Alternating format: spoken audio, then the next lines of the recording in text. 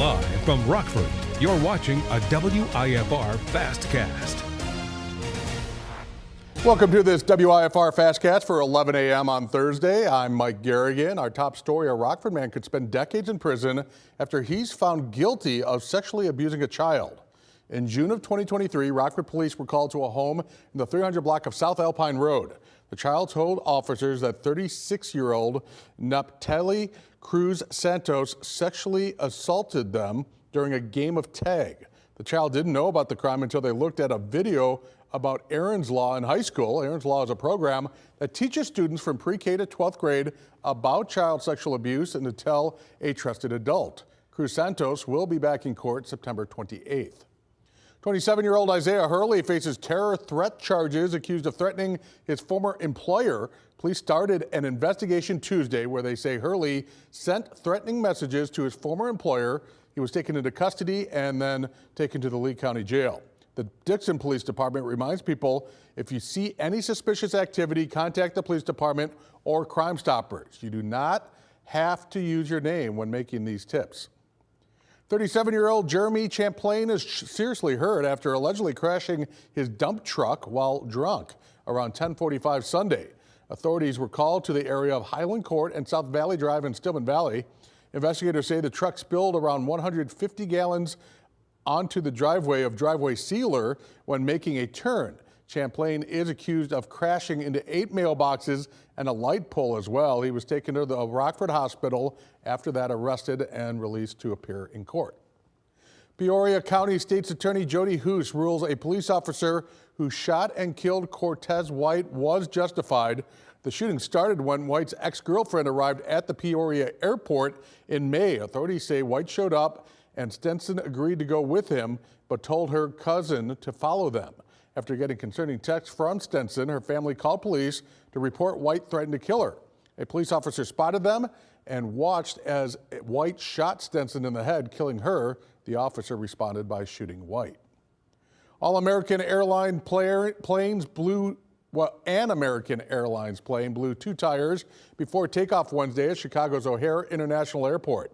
The FAA says a pilot on another plane noticed the tires were losing tread and alerted air traffic control. The plane was heading to Charlotte, North Carolina. Passengers were deplaned and then taken back to the terminal. This is the 4th plane to blow tires at O'Hare in 2 weeks.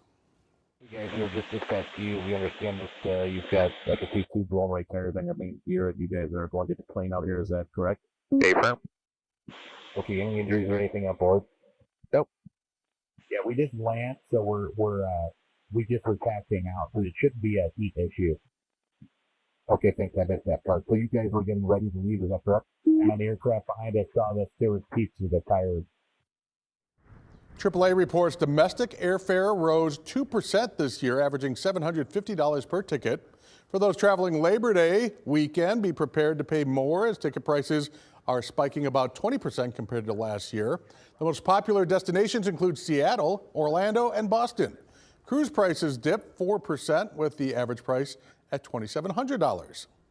Tonight's a beautiful night to enjoy the partial lunar eclipse. Joining us now is meteorologist DJ Baker. And DJ, I think a lot of people are interested. When's the best time that we could possibly see this event?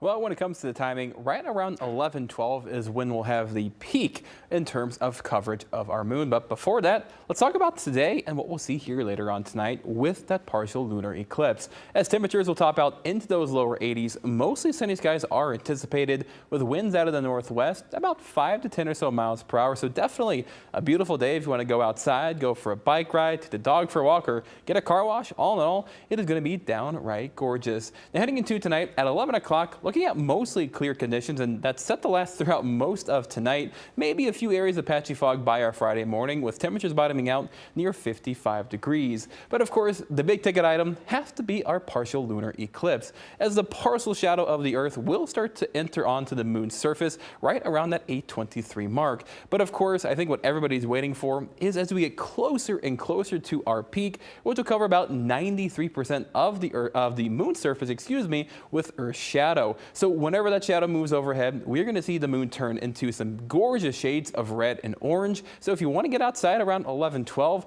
it is going to be ideal for viewing conditions. Now, of course, it's not going to last forever. By the time we get close to about 2:01, that's when the Earth shadow will finally leave the moon's surface, leaving us, well, of course, with just a full sturgeon moon. But Mike, when it comes to the timing of this thing, 11 o'clock will have temperatures in the middle to low 60s, clear sky, so it is looking like some smooth sailing for our partial lunar eclipse tonight. All right, perfect. I like when Mother Nature cooperates with these natural phenomenons. All right, thanks, DJ. And that will do it for our Fastcast here at 11 o'clock. We'll be back at 1 o'clock with another Fastcast. And then the news at noon starts 53 minutes from now. Until then, have a great late morning, early afternoon.